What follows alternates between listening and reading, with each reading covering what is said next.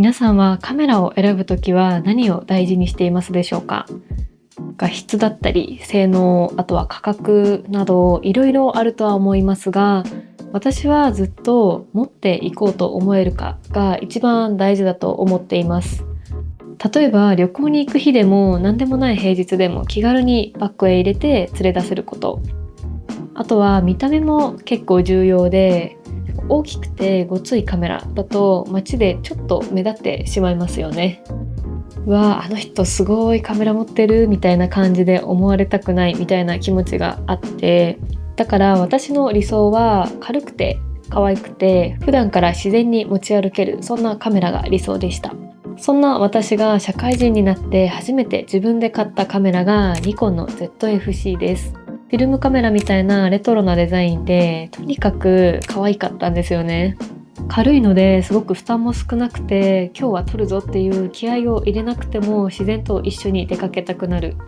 私の中でカメラを持ち歩く楽しさを教えてくれた最初の一台でした。でもそこからどんどん写真にはまっていくと、あんな写真も撮りたいとか、こんなレンズも使ってみたいみたいな欲がどんどん出てきて、気づけばフルサイズのカメラも使うようになっていました。ただやっぱりZF-C の可愛さと連れ出しやすさはやっぱり特別で、フルサイズでも雰囲気のまま持ち歩けるカメラがあったら最高なのになーって当時はずっと思っていました。そんな時に登場したのがニコンの ZF です。約2年前に発表された時からデザインがすごくドストライクでずっと気になっていました。ただ一つだけ言うと、私はどうしてもその頃からやっぱりシルバーの色が欲しかったんですよね。いつかきっと ZF もシルバーが出るはず、 ZF-C もシルバーが登場したからブラックモデルが出たしと思っていて、ずっと待っていたんですよね。そして今年の2025年9月、ついにニコンの ZF のシルバーが発表、そして発売されました。で、出た時はもうこれ本当に私が欲しかったやつだと思って、もうすぐに購入というか予約をしたのがこの ZF のシルバーになります。今日はこの ZF のシルバーを買ってから約3ヶ月間使って感じたことを、良かったことだけじゃなくて、正直にリアルな目線でお話ししながら、このカメラそのものの魅力も改めてたっぷりとご紹介できたらなと思います。ぜひ最後まで見ていただけたら嬉しいです。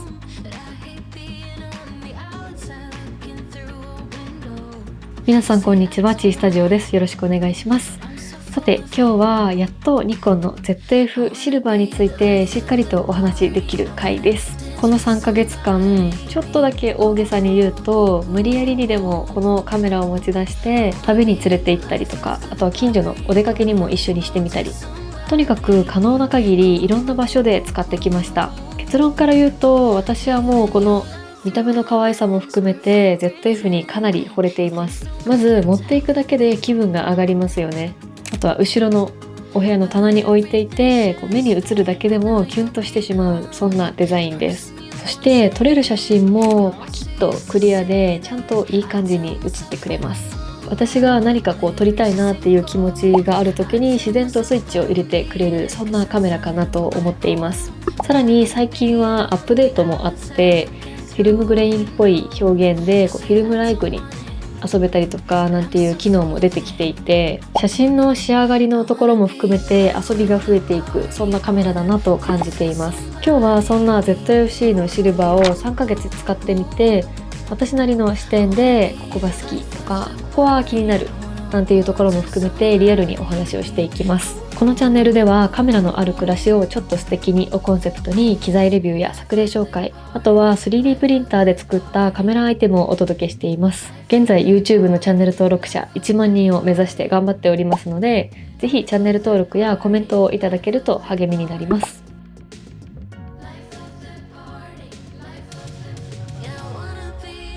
まずはせっかくなので今回ご紹介するニコン ZF の外観とデザインからご紹介をしていきます。ニコンの ZF はいわゆるヘリテージデザインで、昔のフィルムカメラを思わせるようなルックス、ブラックもあるんですけど、私はこのシルバーがもう本当にたまらなくドストライクで好きです。でもこのカメラは見た目はこんなにレトロなんですけど、中身はめちゃくちゃ現代的なんですよね。まずセンサーは有効約2450万画素のフルサイズセンサーを搭載しています。ボディ内手ブレ補正も入っていて、最大 8.0 段分の手ブレ補正が効きます。オートフォーカスももちろん普通に今のミラーレスとして十分に使うことができます。被写体検出設定ではオート、人物、動物、鳥、車、あとは飛行機から選ぶことができて、カメラ側で自動で被写体を検出してピントを合わせてくれます。あとは私自身は連写をたくさん使うタイプではないんですけど、 ZF は最高約秒間14コマ、しかもプリキャプチャーというシャッターボタンを半押しした状態から全押しすると最大1秒前から記録できるっていう機能も搭載されています。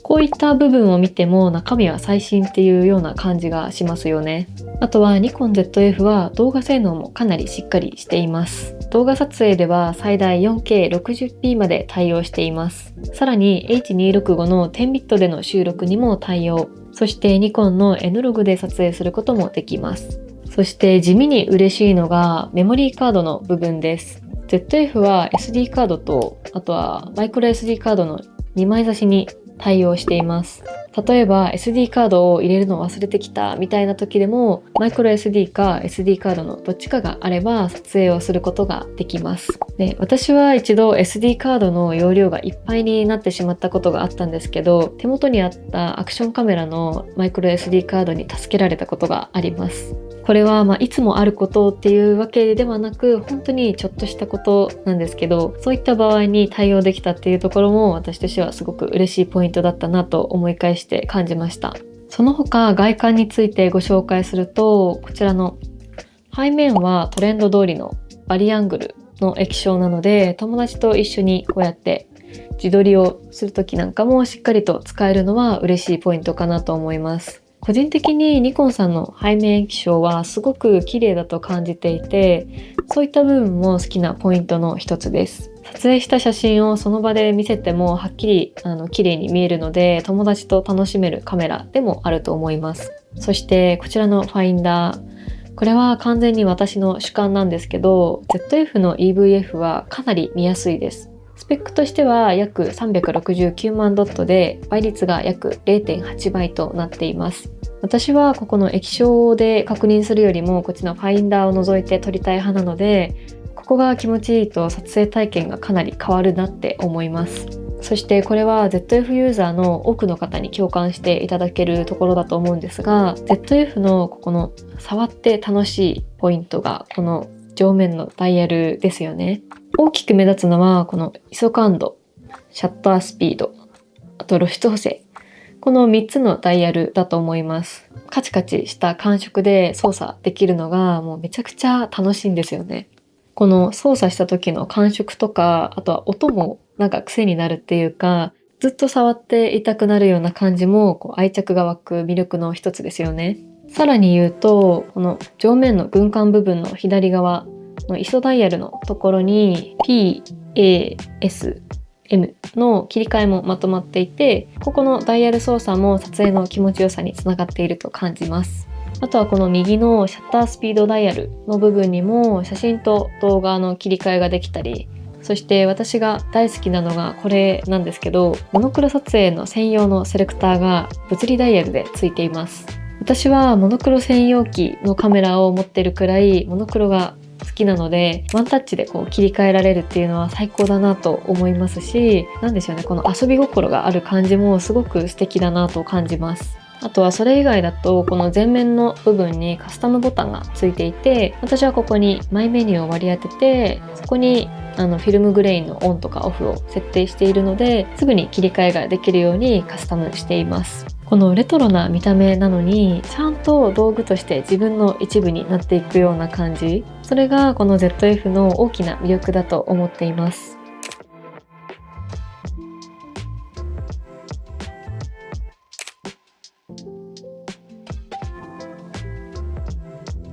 続いては私がこのニコン ZF につけて使っているレンズについてご紹介したいなと思います。ご紹介といっても、ニコンさんのレンズ Z マウントは今はこの1本しか持っていないんですけど、それがこちらのニコール Z40mmF2 のレンズになります。こちらは ZF とセットで購入したものになります。40mm という画角は 50mm よりも少しだけ広めの画角なんですが、それでも使いやすい一本だと思います。本当は 50mm のレンズが良かったんですけど、この ZF のフォルムに馴染むような 50mm のニコンさんの純正レンズってなかなか見つけられなくて、私が ZF を使う時はもう完全にルックにこだわってレンズを選びたいと思っているので、正直この 40mm のレンズ以上にレンズの筐体が大きくなるっていうのはなんかちょっとなぁと今のところ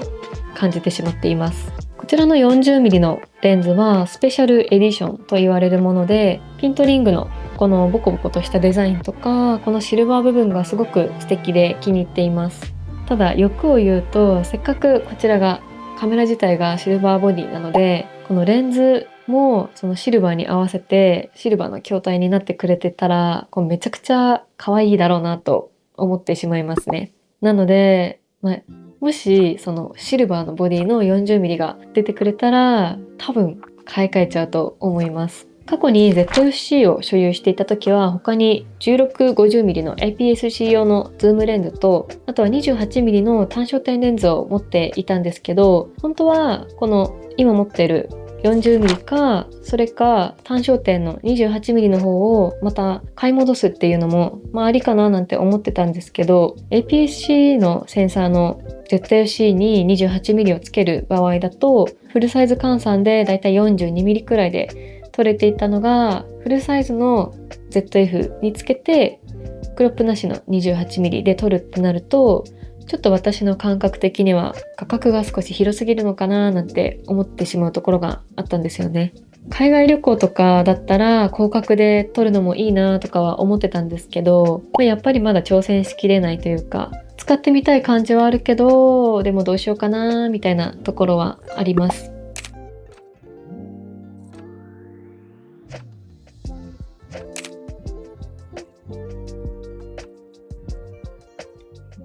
さて、ここまでで ZF とこの 40mm の組み合わせの魅力をそれぞれお伝えしてきたと思うんですけど、ここからは3ヶ月使ってみて感じた気になるポイントも正直にお伝えしていこうかなと思います。ただ最初に言っておくと、これは悪いっていうよりかはZF が目指している世界観と私が今普段使っているカメラ、特にソニーとのこの思想の違いというか好みが分かれている部分だと思っています。まず気になるところ一つ目で一番わかりやすいのがこの重量感、重さですよね。今私みたいに ZF にこの 40mm をつけたとしても正直軽いっていう感じではなくて、やっぱり結構ずっしりはきます。ZF は全然持ちにくい形ではないですし、グリップがなくてもこの感じだったら私は意外とそのままいけるんですけど、やっぱり長時間持ち歩くっていう風になると体力的には少し効いてくるなっていうところが本音としてはあります。一方でこの重さっていうのは質感とか合成感にもつながっていると思っていて、カメラをしっかりと持っているっていう満足感はすごくあるんですよね。なのでここは軽さを最優先するっていう方には購入する際には注意するのがいいポイントかなと思います。逆に手に取った時のしっかり感が好きっていう方はすごく刺さる部分だなと思います。次にレンズ周りのお話なんですけど、この Z40mmF2 のスペシャルエディション、見た目がもう本当に ZF と合っていて最高なんですけど、一点だけ私が使っていてやっぱり気になったのがこの絞りの操作の部分ですよね。私が他に使っているソニーの G マスターとか、あと他社のメーカーさん含めてレンズ側に絞りがあるっていう運用に慣れている方だと F 値を変えるときにボディ側のダイヤル操作になるっていうのがちょっとだけ手が止まる瞬間がまだ私はあります。もちろん慣れれば全然いけますし、写真だけだったら問題ないんですけど、操作感の気持ちよさを求める人は結構ここが好みが出るところかなと思いました。そして3つ目のここも私が結構リアルに感じたポイントなんですけど、写真と動画を行ったり来たりこの1台でするっていうような撮り方だと ZF はちょっと一手間かかってしまうなと思います。というのも写真から動画に切り替えるっていう風になった時にそのままの流れで撮ろうとすると ISO とかシャッタースピードなどを一回上で調整しなくてはいけないんですよね。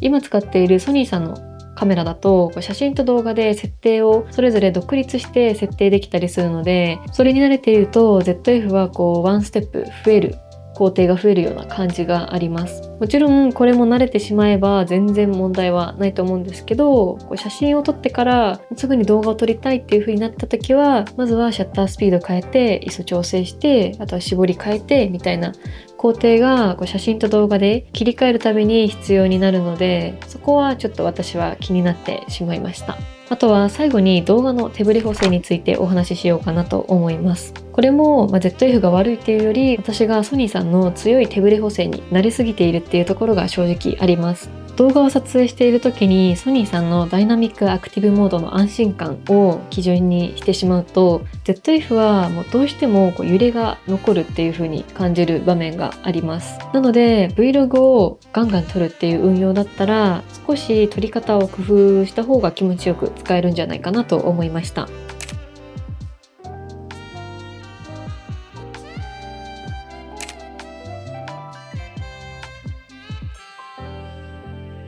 ここからは私がこの3ヶ月で実際に ZF を持ち出して撮ってきた被写体を写真と一緒に振り返っていこうかなと思います。まずは ZF を買って一番最初に撮りに行ったのが、それが彼岸花でした。確か10月くらいで埼玉県の巾着田、有名ですよね。そこで彼岸花を撮りました。まずは季節の色を撮りたいなっていう気持ちがあったので、その日は朝早くからワクワクしながら行ってきました。巾着田は近づくともう花の密度がすごくて人も多い場所だったんですけど、この 40mm の画角はそういう場所で意外とちょうどよくて、寄ろうと思えば寄れますし、少し引けばその場の風景というか景色も入れられます。続いては今年納車した私の愛車、テスラのモデル Y です。こちらは普段の仕事でも使えますし、もう休日の撮影に行く相棒でもあるので、やっぱり写真に残しておきたくなって、車の撮り方の幅があって全体のシルエットを見せる撮り方もできますし、こうやって前ボケにボディを入れて景色を撮るっていうのもいいなと気に入っています。それから天井のガラスについた雫を撮ったりなんかもしました。ZF はダイヤルを触っている感覚も含めて撮っているっていう実感がすごく得られやすいカメラだなと感じています。カメラ自体の見た目も本当に可愛いデザインなので、このカメラ本体も映したくなっちゃいますね。過去に動画でテスラの納車動画も出したんですけど、その時のインサートにもちらっと映るようにしたりとかして、絵のアクセントにもなってくれるようなカメラです。そして今年はこのカメラを持ってパリにも行きました。ZF を持って撮影に行けたのはもう最終日だけだったんですけど、それでも無理やりこのカメラを持って行きました。どうしてもこのカメラでパリを撮っておきたかったんですよね。ただこの日はすごく天気が悪くて、少し雨なんかも降ってて、レンズのガラス面とかはもう雫がつかないように気をつける必要はあったんですけど、ニコンのカメラだと何でしょうね、そういう面では勝手な安心感というか、多少濡れても大丈夫そうって思えるのはすごく心強かったです。日本ではなかなか見られない外観の建物とかも歩いて回りながら見て撮ってみたいな感じがすごく楽しい時間だったなと思います。あとはこの私が買った ZF のシルバーはまだ海外とかでもあんまり普及してなかったのか、それどこのカメラとか、あと ZF ってシルバーあるのとか聞いてくる海外の方とかも何名かいらっしゃって、日本だけじゃなくて海外とかでもそういうカメラの話、それからこの ZF のお話ができて、改めてこの ZF はいろんな方から愛されているカメラなんだなと感じました。あとはご紹介できる最後の撮影は銚子での撮影旅ですかね。過去の動画でも紹介はしましたが、観光もしつつ写真も撮るというような気楽な旅をしました。銚子へ行く途中で風力発電の風車を撮ったりとか、屏風ヶ浦の方まで行ってみたりとか、海辺をぼんやり歩きながら気になったものをパシャパシャ撮ったりとかをしました。散歩しながら気軽に撮るっていう日に ZF はすごく合うなと感じた旅でしたね。すごく休日のいいリフレッシュにもなりました。元銚子駅では3時間ぐらいかな電車を待ったりとか、あとは行きたかったプリンのお店に行けなかったりとかっていうのは結構いい思い出で、特にプリンはお店が臨時休業で食べれなかったのがすごい残念なところだなとは思っているので、プリン好きとしてはまたトライしに行きたいななんては思っています。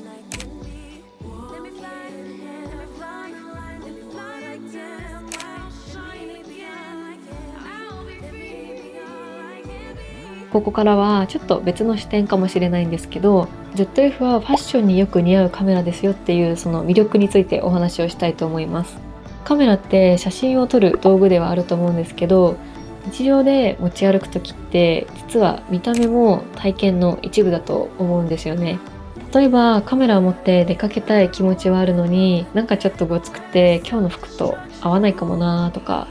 目立ちすぎて持っていくのやめようかなみたいなことってありませんか？ ZF はそういうところでかなり良くて、このフィルムカメラみたいなヘリテージデザインなのに服のテイストをすごく選びにくいなと思います。私自身カメラを持つ日は写真を撮るだけじゃなくて、その日の服とか、あとはカバンとか全体のバランスも楽しみたいタイプなので、そういう風に考える方は ZF すごく相性がいいと感じてしまいます。しかもこのシルバーってちょっとアクセサリーっぽく見えるっていうか、首から下げてても機材感が出過ぎないところがこの気分が上がるポイントかなと思います。ちなみに私はカメラストラップは PGY テックさんのものを使っていて、こちらのカラーはグラスグリーンっていうカラーなんですけど、あとは他にバイブランドオレンジをつけていることが多いです。私の場合はこのストラップを一番まずは短くして、さらにここですね、両端の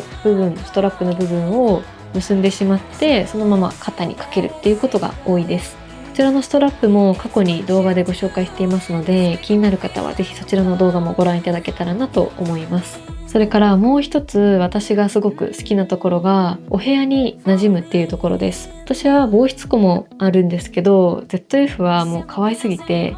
最近は棚のここですね、毎日目に映る場所に置いてしまっています。自分で 3D プリンターで作ったインテリアとかと並べるともうすっごく可愛くて、眺めているだけでも愛着が湧いてきます。なのでさっき言ったように写真を撮りたい気持ちもあるけど、見た目とかファッションとかライフスタイルとかのトータルバランスも大事にしたいっていう方には ZF すごく刺さるカメラだと思います。生活の中での存在感までデザインされているカメラだなと感じています。ここまででニコンの ZF シルバーを約3ヶ月間使って感じたことをお話ししてきました。まとめると ZF は数値とかスペックだけで判断するカメラっていうよりかは、写真を撮る時間そのものを気持ちよくしてくれるカメラだと感じています。このダイヤルを触る感覚だったりとか、シャッターを切った時の気持ちよさだったり、そういう使っている時間まで含めてちゃんと楽しませてくれます。なので結果的に日常の中でこのカメラの出番も増えてきていて、今後もこのカメラをたくさん使っていきたいなと思っています。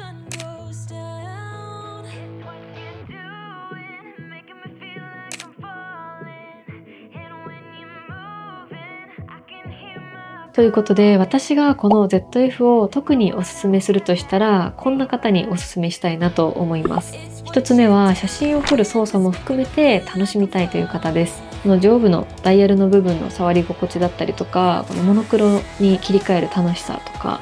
手で操作する楽しさっていうのがしっかりとあります。二つ目はカメラの見た目だったりとか、あとはファッションとのバランスも大事にしたい方です。機材感が出過ぎなくて服やカバンに馴染みやすいので、外出の際のテンションを崩しにくいと思います。3つ目はお部屋でもカメラを楽しみたいという方です。防湿庫に入れておくのももちろん大事なんですが、 ZF はそばにいつも置いておきたくなるっていうような存在感があって、毎日目に映る場所にあるだけで愛着が湧きやすいです。4つ目は単焦点1本で散歩しながらスナップを撮るのが好きな方です。私の場合はこの 40mm1 本でも寄ったりとか引いたりしながら十分楽しむことができますし、このレンズ本当に使いやすいので、もっともっといろんな方に使ってほしいなと思っています。一方でこういう方は少し注意が必要だなと思いました。1つ目はとにかく軽さを最優先したい方です。 ZF にこの 40mm をつけたとしても軽快さだけで言うと軽い選択肢はもっとたくさんあります。先日動画でご紹介したソニーの α6700 とシグマの 1850mm なんかもすごく組み合わせ的には軽量でいいものもありますので、